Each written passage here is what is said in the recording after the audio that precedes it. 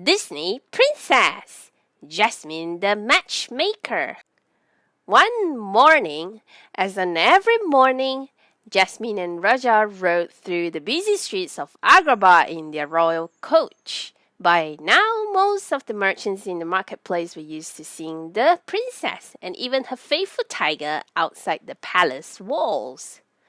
Suddenly, the coach stopped at the large, colorful tents that were set up at the end of a road. The streets, it seemed, had been blocked by a traveling show. "Oh, how fun!" Jasmine exclaimed as she read the sign posted near the tent. "There's a circus in town. I'll have to tell Aladdin as soon as we get home. And speaking of home," she said, "we really should be going. It's almost time for lunch." Back at the palace, however, Rajah hardly touched his lunch. "Goodness," Jasmine said to Aladdin, "this isn't like Rajah at all. What do you think is wrong with him?" Aladdin asked Jasmine. Neither of them had ever seen Rajah so quiet or sullen or not hungry before. But Jasmine could only shrug. "I haven't the faintest idea," she replied. The next morning, Jasmine got ready to go to the marketplace once again, this time with Aladdin. After the way Rajah had been acting, she naturally assumed the tiger would not want to leave the palace, but to Jasmine's surprise, he seemed more than happy to go. They stopped in front of the circus tent where Jasmine showed the poster to Aladdin. "Doesn't that look fun?" she said. Do you think Rajah would like to go?" Aladdin looked at the poster and then at Rajah's dreamy eyes. "Yes," he told Jasmine. "I think he will like that very much." So that very afternoon, Jasmine, Aladdin, Rajah, and Abu all went to the circus. The ring was full of exciting, marvelous acts.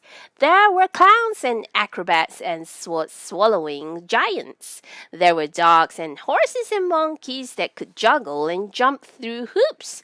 "This is wonderful!" exclaimed Jasmine. "Rajah, don't you agree?" But instead of looking delighted, Rajah looked more solemn than ever before.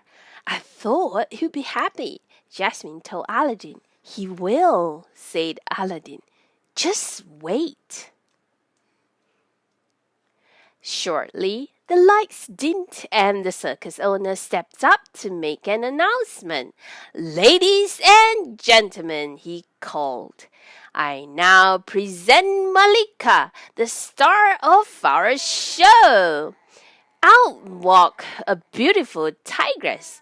Instantly, Jasmine saw Rajah's face light up.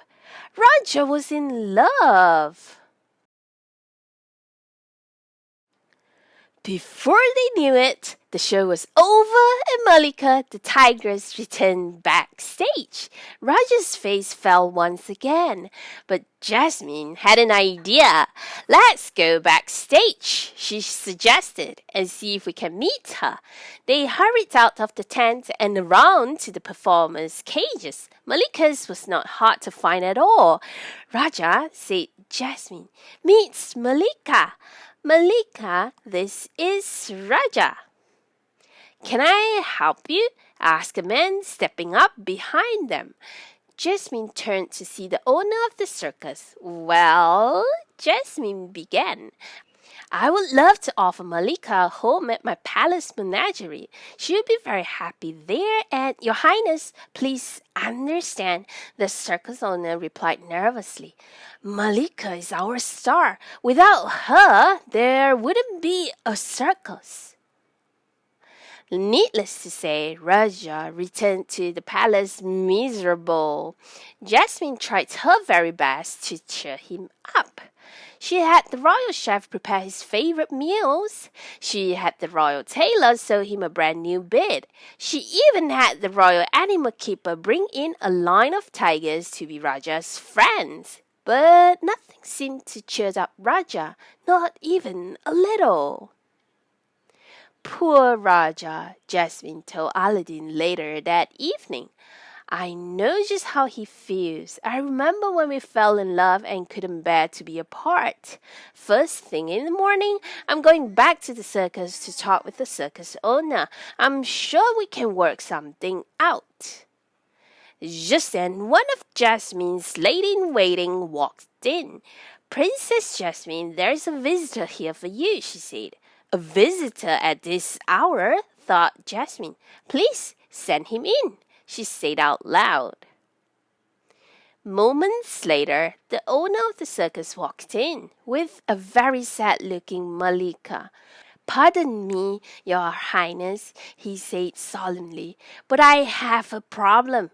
Ever since your visit to the circus, the star of my show won't eat, sleep, or perform. I'm so sorry, began Jasmine, but the circus owner stopped her.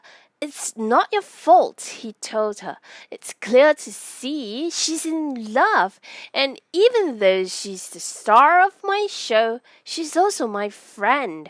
I want her to be happy, and so I've come to give her to you. Jasmine clasped her hands. Oh, thank you, she exclaimed. Rajah will be so happy.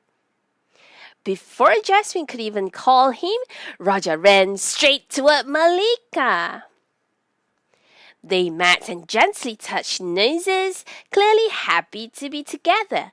Jasmine smiled at the two tigers, but then she looked at the circus owner. She felt bad for him. Without Mallika, he would no longer have his circus. There must be something we can do, she thought. Then, suddenly, she had a wonderful idea. The very next day, the circus signs all over Agrabah were changed. The circus was moved to a park next to Jasmine's palace, and from that day on, that is where it stayed. A royal ball was held to celebrate the grand occasion, and everyone, Jasmine and Aladdin, the circus owner, the tigers, and even the monkeys, lived happily ever after.